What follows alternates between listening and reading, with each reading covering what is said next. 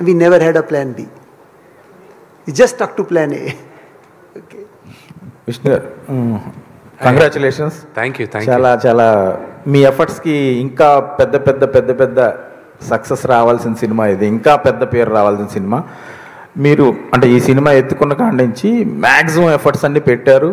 Plus pan India cinema లాగా అందరు హీరోల్ని తీసుకురావడం కానీ, టెక్నీషియన్స్ని పెట్టుకోవడం కానీ, మీకుంది కాన్ఫిడెన్స్ 100%. మీరు చాలా బెస్ట్ అవుట్పుట్ కూడా ఇచ్చారు. ఇవాళ మేము చూస్తున్నాం కాబట్టి మేము అందరం బహుశా అప్రిషియేట్ చేయొచ్చు, మెచ్చుకోవచ్చు. కానీ మీకు ఇంత కాన్ఫిడెన్స్ ఉండి కూడా పర్టికులర్లీ తెలుగు ఇండస్ట్రీ నుంచి మీకు ఇంత అప్లాజ్, రావాల్సినంత అప్లాజ్ వచ్చిందా ఈ సినిమాకి అనేది, ప్లస్ కమర్షియల్గా కలెక్షన్స్ పరంగా ఈ సినిమాకి అంటే ఇంత మంచి సినిమాకి రావాల్సినంత ఓపెనింగ్స్ కానీ, కలెక్షన్స్ కానీ, కమర్షియల్గా మీకు ఇంకా అంత రెస్పాన్స్ వచ్చిందని మీరు ఫీల్ అవుతున్నారా? నాకు ఇండస్ట్రీలో ఉన్న నాకు బాగా సన్నిహితులు ఉన్న వాళ్ళందరూ ఫోన్ చేశారు.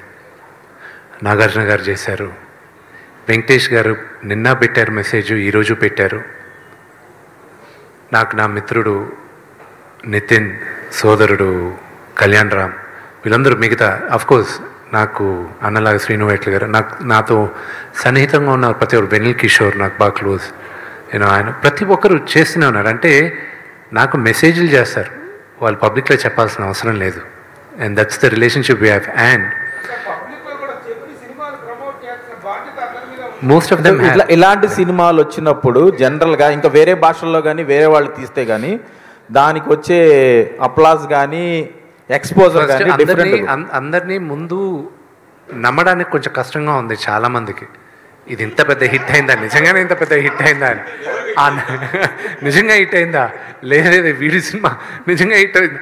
సో అది జీర్ణించుకోవడానికి మండే మార్నింగ్ దాకా పడుతుంది. దాని తర్వాత అందరూ లైన్లోకి వస్తుంది. Everybody have been support. And Suresh Babu గారు, and I really thank my నేను ప్రొడ్యూసర్గా మా ఇంట్లో మేము ప్రొడ్యూసర్గా ఉండేటప్పుడు మేము నిదర్శనంగా తీసుకునేది రామానాయుడు గారిని. ఒక ప్రొడ్యూసర్గా ఎలా ఉండాలి. మా నాన్నగారు ఎప్పుడు నిర్మాతగా నా నలుగురు పేర్లు చెప్తారు. రామానాయుడు గారిని, అక్కినేని నాగేశ్వరరావు గారిని, రామారావు గారిని, అలాగే దేవర్ గారు, పాత ఆయన తమిళ్ దేవర్ ఫిల్మ్స్ అని ఉండేది, పెద్ద ఆయన పోయారు. వీళ్ళ నలుగురు గురించి ఎప్పుడూ మాకు టెక్స్ట్ బుక్ కేస్. అలాగే నా జనరేషన్కి ఒక ప్రొడ్యూసర్గా నేను చూసుకునేది సురేష్ బాబు గారిని.